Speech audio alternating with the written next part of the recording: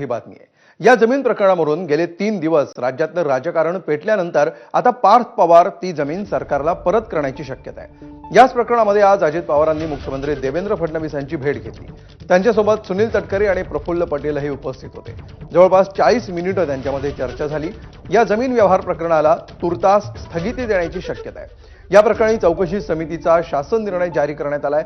महसूल विभागाचे अप्पर मुख्य सचिव विकास खारगे यांच्या अध्यक्षतेखाली समिती गठीत करण्यात आली आहे। त्यांच्यासह आणखी 5 जणांचा समितीमध्ये समावेश आहे। पुढच्या महिनाभरामध्ये चौकशी करून अहवाल सादर करण्याचे निर्देश देण्यात आले।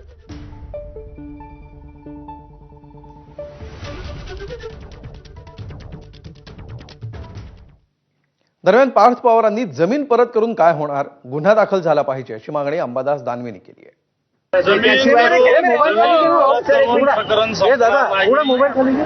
दोषी आहे पार्थ पवारांसहित सगळे या सगळ्यावर एफआयआर दाखल झाला पाहिजे।